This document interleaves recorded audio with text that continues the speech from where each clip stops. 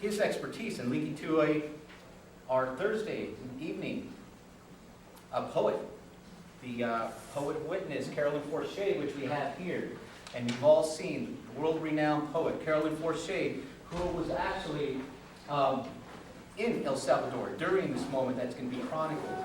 And in her text, and I think Raul will be drawing on that and actually present one of her poems today, right? And one of her readings. And so we'll be building from today until Thursday. So you all come back on Thursday night in the same space to engage in some of the art. Because the way we communicate, the intercultural communication is not just verbal, it's not just academic discourse, it's also the poetics, the semiotics, the artistic, the aesthetic. And we're going to get that through the prose, through the emotion, on how we tell the history. History is not just one form, it's not dictated to us, but we have the arts. We have some artists in this room who convey their understanding, their reality through their work. We have it right now, we get it on display. So after this, go and enjoy that in our hallways and in our gallery. So without further ado, I won't take any more time. Raul will present his talk and then we'll open it up to a Q&A and hopefully have a very productive and stimulating dialogue. So Raul Moreno Campos.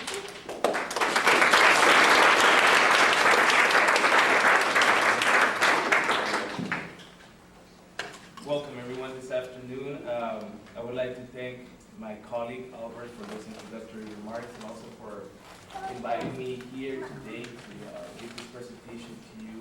I would like to also thank the administration, the faculty and their staff here at Lake Tahoe Community College for making this trip possible. And of course, I'd like to thank the students for attending here today. And we're hoping, as Albert said, to use this as a preface, for Thursday's Thursday evening. Okay, so let me just say at the beginning that some of the historical background that I'm going to provide here may feel a little bit rushed, but it's in the interest of time because I would like to focus on the last part of the presentation, which links the conflict in El Salvador during the 1980s to the current conflict in Iraq today in a very specific way. And also making the linkages between the events that transpired in El Salvador and Central America during the 1970s and 1980s and the current phase in the development of global capital. So I hope the presentation will make those linkages clear. All right, so some brief facts. First of all, El Salvador is a small Latin American republic located in the Central American Isthmus. It borders with the Pacific Ocean on the south, with Guatemala and Honduras on the north and western part of the territory. It's quite small. It's about 21,000 square kilometers. That's roughly the size of the state of Massachusetts. Its population is 6.6 million. At the time when the Civil War started, that population was about 5 million, which makes it, if you look at the square mileage, one of the most densely populated countries in the Western Hemisphere. GDP per capita is approximately $4,900 a year. The economy is primarily agrarian, although this has diversified in the last few years more towards the manufacturing and service economy. And approximately 33% of the population in El Salvador today continues to live below the level of poverty, subsisting on an income of less than $500 per year. So if you work that out, that's a little bit over $1 a day. And I should just say at the margins that approximately a quarter of the world's population lives on $1 a day or less. About 50% of the world's population, or approximately 2.8 billion people, live on less than $2 a day. And El Salvador is also referred to as the Land of Volcanoes, and this is important, not just because it lends itself to a beautiful landscape, but because you see the country's geologic history is tied to its political history and also its economic history. Now, according to a volcanology study conducted in El Salvador, there are approximately 23 volcanoes and 5 volcanic fields in the country. Imagine this in the size of a country the size of the state of Massachusetts. Imagine 23 volcanoes, in the state of Massachusetts. That's a lot of volcanoes, right? For that size. And so the study estimates that 90% of the country's soils are in fact composed of volcanic materials. Now this is important because the U.S. Geological Survey has stated that, quote, volcanic materials ultimately weather down and break down to form some of the most fertile soils on Earth, which makes El Salvador great, for planting, great as an agrarian republic. And so you see a linkage between its geology and its political economy, and indeed, since the colonial period, El Salvador has been, and majority of the 19th century, has been a virtual plantation where indigo, cacao, and cotton were the major crops cultivated during this time. But at the end of the 19th century, there were synthetic dyes introduced that replaced the demand for indigo. And so El Salvador switched during this period of time, or transitioned to coffee planting. You will see the coffee berry. And of course, we're all, we all love coffee. And we know how important that has become actually for the industrial West, as a drug of productivity, that is widely consumed, right? And so, since the establishment of colonial rule, land was the most important resource in El Salvador. The colonial regime was indeed based on a system of tributary and forced forms of labor. And however, because work was seasonal, peasants were allowed small plots of land for subsistence agriculture. But coffee was introduced in El Salvador during the Bourbon period, that is the middle of the 18th century. Coffee changed its dynamics, but it wasn't exploited as an export crop until the turn of the 20th century. The reason why coffee changed its dynamics is because coffee demanded the most productive lands and fertile soil that El Salvador had to offer. And so communal states that were held by peasants through the colonial period and through the end of the 19th century were slowly expropriated beginning around 1881.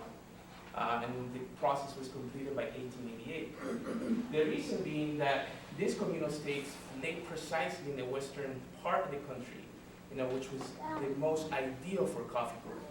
It was partly shaded, had a lot of volcanic soils, very fertile, and had a very temperate climate, which made it prime coffee growing land. And so as the agro-export economy grew, beginning in the early 20th century, patterns in the uneven ownership of land were exacerbated. And so we see that from the period of about 1919, so roughly the end of World War I, to 1929, is what is termed as the golden age of coffee, for El Salvador. Even though coffee continues to be an important, if not the principal export crop through the early 1970s, mid-1970s. In this period, we saw an unprecedented boom in coffee production, in the development of the global coffee market. There was a high demand in the United States and Western Europe for coffee. But something happens, of course, in 1929. And we may all be aware this is the start of the Great Depression and the crash of the global market. And with the crash of the global market, so went down coffee prices. And the people that were affected the most were, of course, the common laborers, that worked in coffee states. So during this time, there was growing discontent, particularly in the countryside. And what you see is the growth of an organization of small working class workers in the urban centers. And eventually this organization of peasantry and industrial workers in the urban centers led to a revolt in 1932, which was led by Agustín Farabundo Martí Rodriguez. He was a revolutionary intellectual from San Salvador, trained at El Salvador's National University. But ultimately, 1932 was disastrous for the organization of labor, both agrarian labor and industrial labor in El Salvador, because this revolution was brutally crushed by the forces of General Maximiliano Hernandez Martinez. But it's estimated that anywhere between 20,000 to 30,000 Salvadorians were killed in the span of only 7 days. In one of the most brutal repressions in the history of the Americas. 50 years later, it's important to note, the name of Farabundo Martí will be resurrected by the Revolutionary Umbrella Organization, FMLN, or Farabundo Martí National Liberation Front. There are quite a couple of references, which would be excellent studies on 1932. Thomas Anderson's Matanza, which was published in the late 1970s, around the time when the Salvadoran Civil War was starting.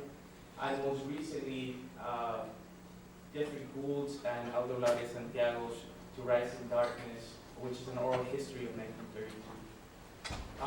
And just to accentuate, or to illustrate rather, the juxtaposition between the distribution of wealth in El Salvador at this time. This picture is from circa late 1920s, early 1930s. And you see a rural peasant family here in the western coffee growing part of the country, the department of Sonsonate. You see the type of abject poverty that most indigenous Salvadorians that worked in coffee states were forced to live in. By contrast, you see San Salvador, the capital, was very prosperous Latin American capital. That is actually the National University. You see the carriages, dignified gentlemen were all part of the growing intellectual middle class elite, as well as part of the coffee elite at the time, which resided in the urban centers or important cities in the country. Here in San Salvador around 1932. So it gives you an idea of the uneven development between the coffee growing zones and the urban centers at the time. And here's a picture of Farabundo Martí seated at right. And that gentleman with the swag, right, in the center is actually Augusto Sandino, right, after whom the Sandinista movement in Nicaragua in the 1970s will name itself. This also gives you an idea of how regional the movements for Latin American liberation and also Latin American self-determination and nationalism were at the turn of the 20th century, early 20th century. So they weren't isolated. There was a lot of linkages and networks between many of the revolutionaries at the time. Interestingly enough, I should say at the margins, Sandino's father, Cesar, was actually given protection by Maximiliano Hernandez Martinez, which is, if you remember just now, was the general that conducted the massacre in 1932. So there was a lot of complexities and layers, behind all of this. And there he is, the sharpshooting theosophist. Right? He's actually involved in esotericism and esoteric societies at the time. And so, some examples of the repression, which including lynchings and wholesale slaughter of people during this time. This actually photographs are, they're not widely available. They're kind of difficult to provide. If you did a search online, you'll be able to find some pieces. But it's only until recent that most of these historical materials have come to light and being more documented than before. And the reason why 1932 is so important because this is what marks the beginning of the modern Salvadorian state. And as a closed military regime that protected the economic prerogatives of the oligarchic elite in exchange for political power and direct rule.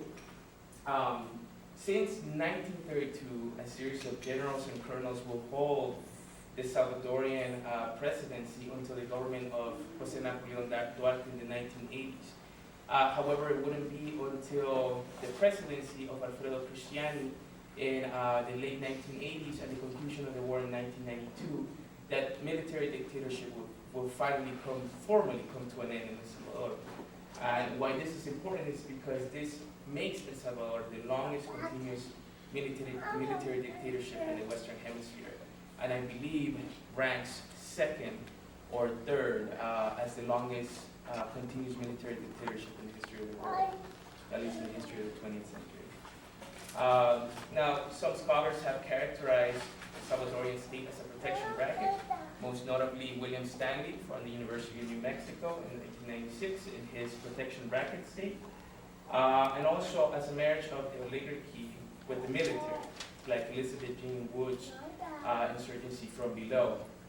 She's now at Harvard, I believe. But I want to suggest here that my own research demonstrates that it's not so simple.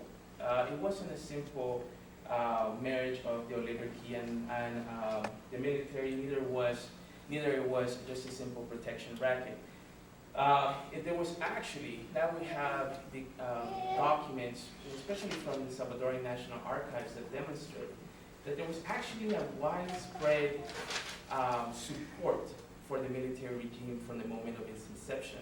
And the reason being is that Martinez, like other high-ranking military officers during this period of time, had extensive networks in the country's leading intellectual and esoteric societies, which allowed him to garner a widespread set of consent, or actually generate consent, I should say, amongst a widespread group of people that included intellectuals, men of letters, artists, etc. Now, looking back, some people now celebrate some of these folks as progressives, even radical, and are enshrined as part of the canon and luminaries of Salvadorian and Latin American arts and letters.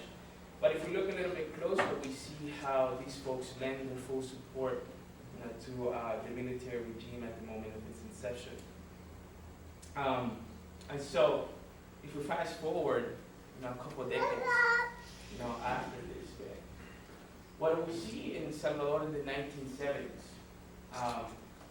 By 1970, Roque Dalton, which was famous Salvadorian intellectual and revolutionary, in his monography on El Salvador, estimated that about 4.1% of landowners in El Salvador own nearly 70% of the country's land. And amongst these landowners, there were approximately 30 prominent families. Now, I should say about these families, sometimes you will hear the term, and if you study Salvadorian and Central American history, or Salvadorian history in particular, you'll hear the term 14 families. Now, that's a metaphor for the number of departments or provinces that El Salvador is divided into, which is 14. But what it points to is the fact that there was a very small group of people that controlled an immense amount of land and wealth in the country at the time. That most of these folks were Western European immigrants, Sephardic Jewish immigrants from southern Spain, English immigrants, German immigrants, Italian immigrants, and many of their descendants continue to be very influential players not only in Salvadorian economy, but in Salvadorian politics well after the time when they migrated to El Salvador in the late 19th century. For example, former Salvadorian President Alfredo Cristiani, is a descendant of an Italian family, the Cristianis who came to El Salvador at the turn of the 20th century. Most of these folks were attracted to El Salvador because of the coffee boom at the time. And to give you an idea, some single estates owned by families exceeded about 80,000 acres. That's equivalent to 3.25 million square meters, or approximately 125 square miles. It's just a single state. Some families had multiple states, that measured in the hundreds of square miles. Now, think about what this means in a country which I told you is only 21,000 square kilometers. That's an immense amount of land to be owned by single families. Now, 8% of the Salvadorian families at this time own 51% of the gross national product. And in the meantime, the average Salvadorian campesino in the late 1950s earned between 33 to 50 cents a day, nearly 5 times less than the minimum income required for daily subsistence in 1950s in Salvador. Now, 33 to 50 cents a day, that's for a 12 to 14-hour day of work. So, what this translates to is the growth of resistance during the late 1960s and early 1970s. What you see is the beginnings of an urban-based insurgency, which began to grow in San Salvador, and a revolutionary bloc that developed across various sectors of Salvadorian society. Now, this included, when I say a revolutionary bloc, it means that it included various groups of people, not just labor organizers, but priests, teachers, intellectuals, etc., which were committed to change in the country at the time. Now, There was about 5 revolutionary groups, which could be called militant, that constituted the Salvadorian insurgency in the late 1970s, and were regionally divided. And after the failure of a revolutionary military government in 1979, these organizations came under the umbrella of the FMLN, or the Farabundo Martí National Liberation Front, as a united front in 1980, and launched a full-scale guerrilla war against the Salvadorian state and the Salvadorian oligarchy. And this is a picture of the FMLN, or a squad of the FMLN during the early 1980s. Notice how young some of the combatants were. You see the child, like he did with the M16A1 rifle at the bottom. And these are the principal organizations and founders of the FMLN at the time. I don't have time to go over all of them, but let me just highlight some. For example, the Salvadorian Communist Party, or PCS, Partido Comunista Salvadoreño, led by Shafik Handel, which, by the way, was the son of Palestinian immigrants, as many revolutionaries involved in El Salvador were. Also, you have the People's Revolutionary Army, or ERP, led by Joaquin Villalobos, who, after the conclusion of the war, became a legislator in the Salvadorian Assembly. And you have also on the left the Fuerzas Populares de Liberación, or like Popular Liberation Forces, which were led by Salvador Cayetano Carpio. Now, these organizations differ in their ideology and their approach and strategy. For example, Carpio and the FPL were known to be very staunchly Maoist and favoring popular uprising. The PCS, they were more of the orthodox Marxist-Leninist line, and the ERP were perhaps the more militant, of the groups involved. But what happens? What does this mean for U.S. foreign policy at the time, and how was this interpreted by first the Carter administration and then Reagan administration? You have to look at the context of Central America during the late 1970s and what this meant for the United States. After the Sandinista successful revolution in Nicaragua in 1979, which toppled the Somoza dynasty, which had controlled Nicaragua for about 60 years. The containment of popular liberation movements in Central America became a central foreign policy concern for the U.S. government. Now, as we've been discussing, this period coincides with the Salvadorian Revolution, and the tiny Central American country became a focal point of U.S. interventionism during this period. Now, also, think of the global political context at the time. This is just right after Vietnam, 5 years after Vietnam. It's still the height of the Cold War. And so this became a central policy concern for the Reagan administration, first Carter and then Reagan administration.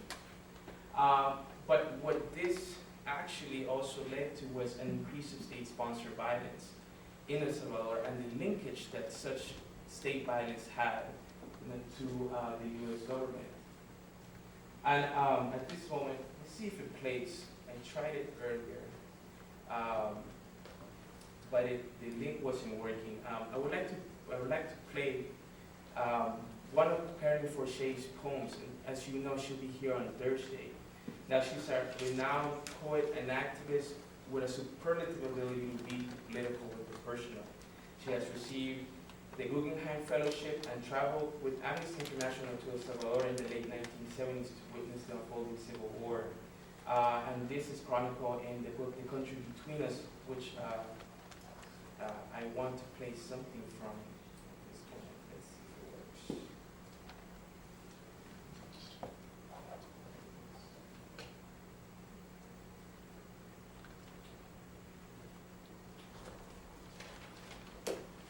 And you get to hear her tell you this. Now, I do this to illustrate the unfolding nature of state violence at the time. This poem is a documentary poem. It comes from May 1978 in San Salvador, El Salvador. It contains an obscenity. I feel I should announce that in advance. I believe it contains actually 2 obscenities. The Colonel. What you have heard is true. I was in his house. His wife carried a tray of coffee and sugar. His daughter filed her nails. His son went out for the night. There were daily papers, pet dogs, a pistol on the cushion beside him. The moon swung bare on its black cord over the house. On the television was a cop show. It was in English. Broken bottles were embedded in the walls around the house to scoop the kneecaps from a man's legs or cut his hands to lace. On the windows there were gratings like those in liquor stores. We had dinner, rack of lamb, good wine. A gold bell was on the table for calling the maid. The maid brought green mangoes, salt, a type of bread. I was asked how I enjoyed the country. There was a brief commercial in Spanish. His wife took everything away. There was some talk then of how difficult it had become to govern. The parrot said hello on the terrace. The colonel told it to shut up and pushed himself from the table. My friend said to me with his eyes, "Say nothing." The colonel returned with a sack used to bring groceries home. He spilled many human ears on the table. They were like halves. There is no other way to say this. He took one of them in his hands, shook it in our faces, dropped it into a water glass. It came alive there. "I am tired of fooling around," he said. "As for the rights of anyone, tell your people they can go fuck themselves." He swept the ears to the floor with his arm and held the last of his wine in the air. "Something for your poetry, no?" he said. Some of the ears on the floor caught the scrap of his voice. Some of the ears on the floor were pressed to the ground.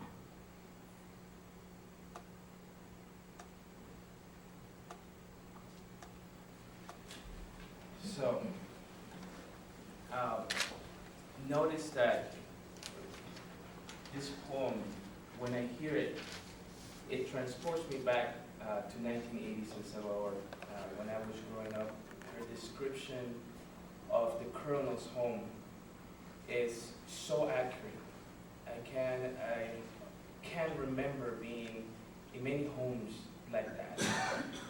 And some of the things that you may notice from the poem, aside from the sheer sadism and brutality that characterized the Salvadorian army, and by the way, let me bracket that up for a second, is the privilege, that these families lived in. That gold bell to call the maid, rack of lamb and good wine for dinner, and then for dessert, human ears in a cup of water.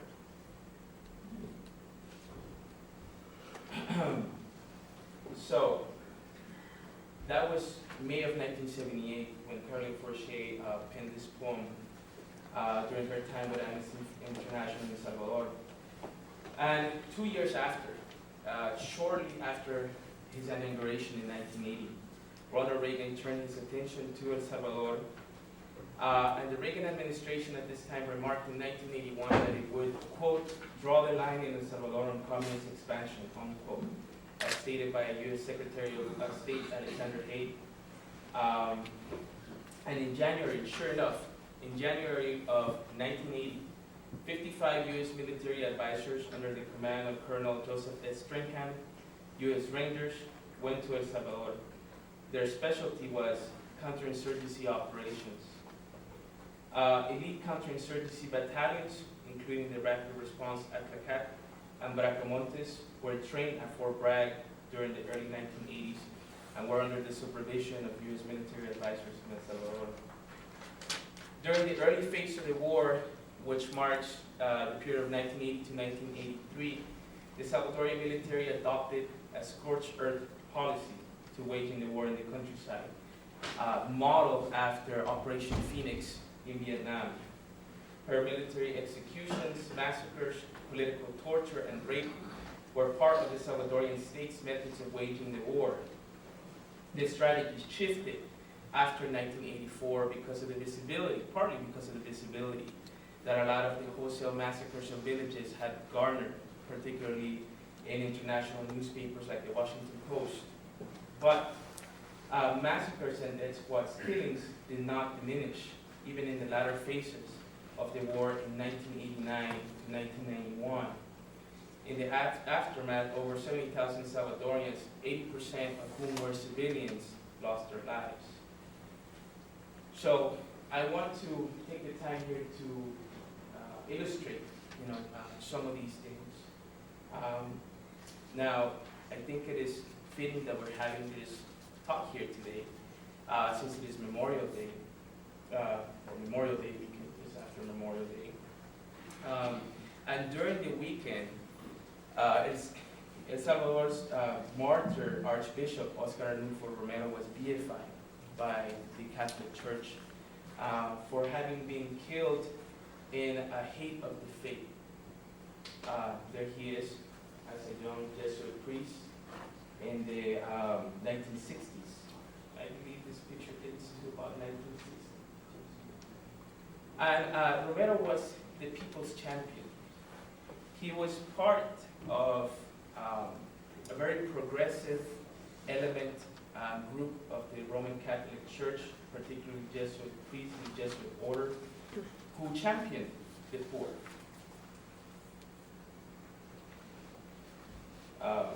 He became Archbishop of El Salvador in 1977. And the reason why he was chosen by the Vatican to become Archbishop of El Salvador is because he was perceived to actually be a moderate, if not a conservative.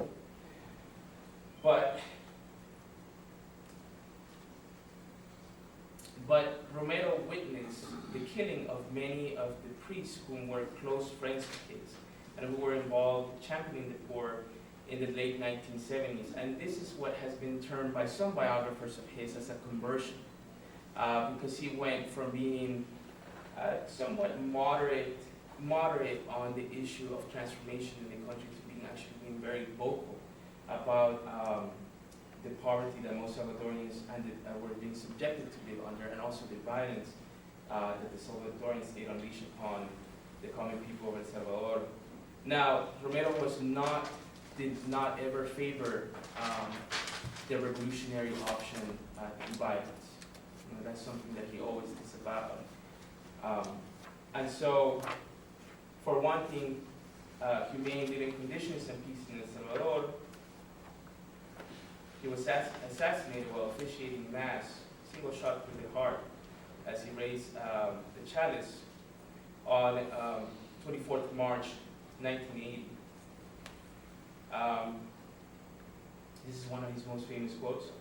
As a Christian, I do not believe in death without resurrection, and if they kill me, I should rise again in the Salvadorian people, which he did. This is a picture of him bleeding on the floor of the church where he was officiating Mass. It's a hospital for cancer patients that were terminally ill, and the church was just adjacent to the hospital. Now, the question, this type of high-profile assassination, the question is, who was his architect, right? And his architect was Roberto Davison, who was trained at the School of the Americas in Fort Benning, Georgia. There he is. He was known as El Chele, which in Salvadorian vernacular means whitey. I'm blowtorch Bob, whitey after his light complexion. He was a major in the Salvadorian military, specializing in military intelligence. He trained and graduated from School of the Americans in Fort Benning, Georgia in 1972. The school still exists. It's now been renamed the Center for Western Hemispheric Cooperation, I believe. Actually, go look at it. He is the infamous leader of the Salvadorian death squads. from 1978 to 1992.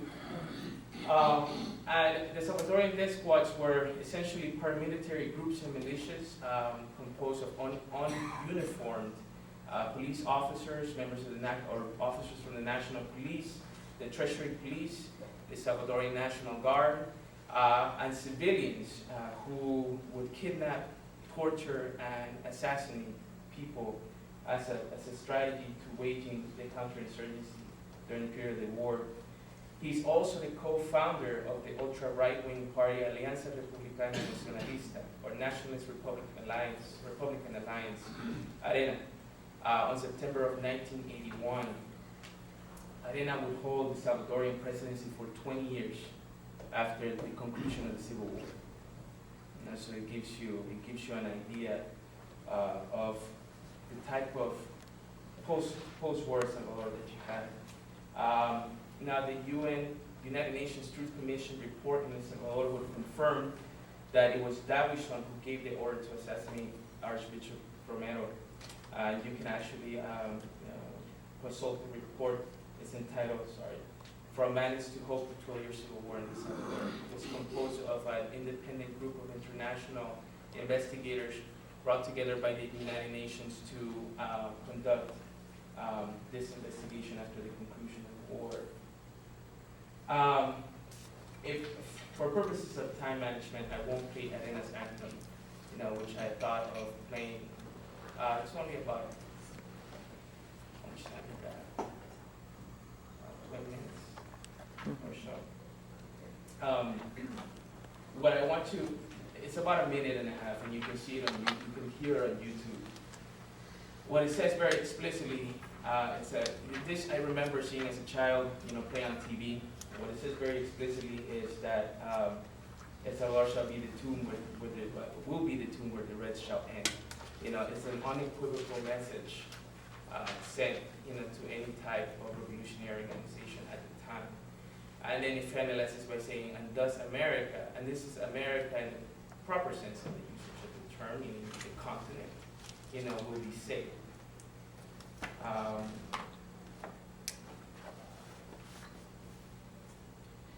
You would think that somebody like Davison would be held accountable, for what he did, or at least that there would be some type of accountability for what he did. But in fact, what you got instead is a memorial commemorating him, after the war, and you can see it in downtown San Salvador, and it's an obelisk. And it's surrounded by 4 plaques of Davison's most famous quotes, like Patria sí, comunismo no, yes to the fatherland, no to communism. The vote is the most powerful weapon of free men. First El Salvador, second El Salvador, and third El Salvador. And present for the fatherland. But if that wasn't bad enough, his son, Roberto José Davison Munguia, and according to his website's quote, whose parents instilled in him and his siblings Christian values and love of country, and his father, Major Roberto Davison, gave his life and even sacrificed his family in order to bequeath peace, progress, and liberty to El Salvador. Yes, is now actually a member or a congressman in El Salvador's Legislative Assembly, has been since 1997, and elected in 2008 as the Secretary of the Legislative Assembly's Executive Committee, and you can see his website here, and his biography. But contrary to Davison's son's claims, this is what in fact Davison bequeathed to El Salvador. Tortures and disappearances. So a woman and her daughter, you can tell this is the work of the squads because their thumbs are tied behind their back, and they're strewn on the side of the road like trash. This is part of the strategy, sowing terror in El Salvador at the time. Then you also have, of course, rape, kidnap, rape, and murder. Like the rape and murder of 3 U.S. guns and a lay worker on December 2nd of 1980. And this is them being exhumed from the common grave in which they were placed after a U.S. trained death squad had them kidnapped, raped, and killed. These sisters have been doing missionary work in Central America since the late 1960s, early 1960s at least one of them. And you also had, of course, massacres, like that at El Mozote in the Departamento de Morazán on December 11, 1981. These were the bodies decomposing that they didn't even bother to bury. This work was, right for a second. This is the skeleton of a child about 5 years of age, exhumed from the massacre site in November of 1992. This picture actually was taken just after the massacre in January of 1982. A team of forensic scientists and anthropologists from Argentina who had been involved in exhuming and identifying cadavers from massacres in Argentina and various parts of South America came to El Salvador in November of 1992 after the war to conduct work in the Mozote and uncover about 173 skeletons of children whose average age was about 6. And who was responsible for this, right? This man, Colonel Domingo Monterrosa, who was the commander of the Rapid Response Attack Battalion, was responsible for the Mozote massacre. And here they are in our early 1980s. These were the Rapid Response Infantry battalions that were heavily equipped and trained by the United States. And the folks that the U.S. sent, like Brigadier General Joseph Stringham, U.S. Rangers, he actually retired from the Rangers and the U.S. Army as a brigade general, but at the time, during his time in El Salvador, he was a colonel. He was commander of the U.S. military group, or MIL group, in El Salvador from 1980 to 1983. What did the MIL group do? These military advisors provided material, training, and advice, including full-spectrum military training, emphasizing counterinsurgency, small unit tactics, military intelligence, and psychological warfare. It's worth noting that over twice as many military advisors as specified by the U.S. Congress, which was supposed to be 55, served in El Salvador, and at any one time, and as many as 5,000 military personnel served in the country during the duration of the war. In an April 1st, 1994 interview with Jose Gutierrez, an investigative journalist, Greg Walker, former U.S. Special Forces advisor to El Salvador, stated that American advisors had in fact participated in direct combat against the FMLN since 1981. But along Joseph Stringham, the U.S. also sent Colonel James Steele. Remember this guy's face. This is important. Colonel James Steele, U.S. Special Forces, served under the command of George Patton Jr. in Vietnam. He's commander of the U.S. MIL group in El Salvador from 1984 to 1986. His specialty was counterinsurgency, concentrating in, quote, human intelligence and interrogation. El Salvador's death squads gained a fearsome international reputation during Steele's command of U.S. Special Forces and military advisors in El Salvador. This is a quote from Steele. When I arrived here, meaning El Salvador, there was a tendency to focus on technological indicators, but in an insurgency, the focus has to be on human aspects. That means getting people to talk to you. Okay. What does that mean? Where are they now? 28th Annual Veterans Day Parade in Atlanta, Georgia. There's Brigadier General Joseph Stringham, right, giving the thumbs up. Joseph Stringham is actually a current member and part of the leadership of Special Operations Speaks, SOS, which is a right-wing political group composed of retired Special Ops veterans who are Tea Party supporters and birthers. Their agenda is to discredit the Obama administration, particularly over the Benghazi incident, by portraying Obama as anti-military, quote unquote. And they were also strong supporters of Mitt Romney's presidential campaign. And you can see this in the Arizona Sentinel on their article on the Benghazi incident. Why is this important? And the connection of U.S. Special Forces that train people like Colonel Monterosa and Major Dawison to Mitt Romney. Because Mitt Romney actually has ties to El Salvador, that's what's himself. Bain Capital, which was a private equity and venture capital investment company, was started with money that came from wealthy Salvadorian families that funded death squads. Approximately $9 million of the $37 million to Bain Capital in 1984 in Miami came from families like De Sola and Salaverria, who were known to be strong supporters of Arena and funders of paramilitary death squads.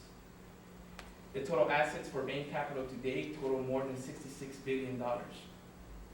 If you've gone to AMC theaters, if you catch a Patriots, NFL Patriots game, if you like the Canadian Hockey League, if you shop at Staples, if you like eating at Burger King, etc., you've supported Bain Capital.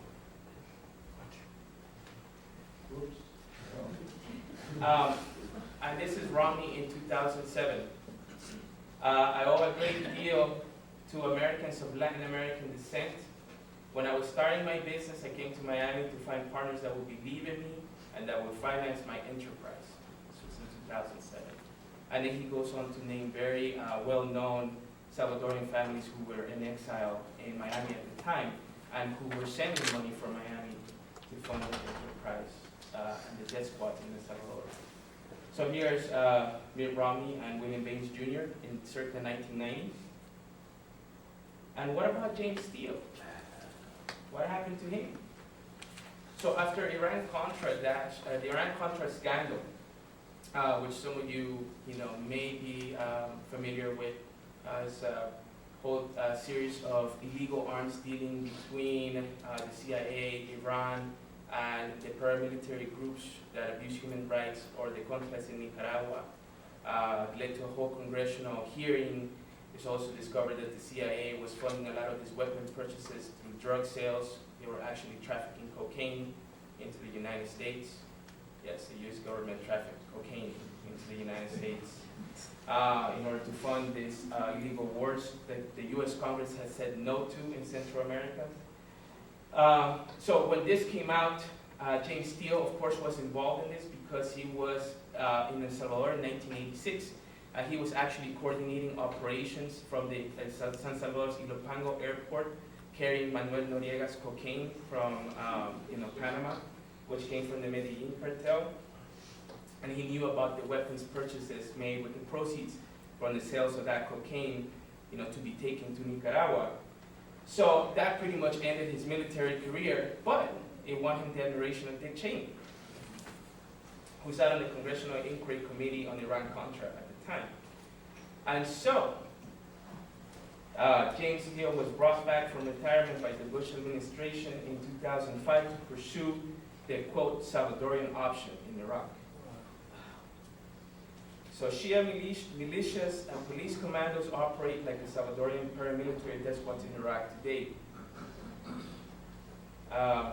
You had a resurgence of secret prisons, torture, and disappearances, to the point where about 3,000 Iraqis, cadavers of Iraqi civilians were littering the streets of Baghdad at the height of the insurgency in 2005. And it's an incalculable human toll to date.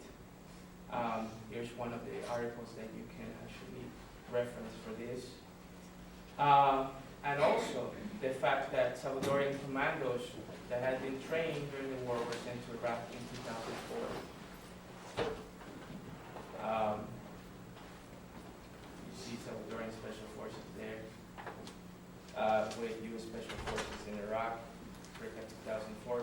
Coincidentally, the Salvadorian member of the Special Forces to the right, his last name is Monterosa. I don't think it's direct relation to Monte Rosa of the 1980s. One of the things is that James Steele is, of course, the CIA's secret man in Iraq. You know, he was sent, to train the police troops and remain there, for a large part of the insurgency. And after all the bloodshed, not much has changed for the people in the Salvador today.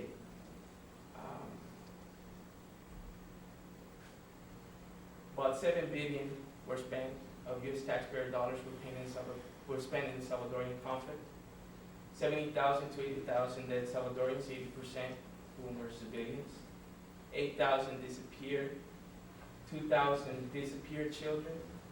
And 500,000 Salvadorian refugees displaced by the war.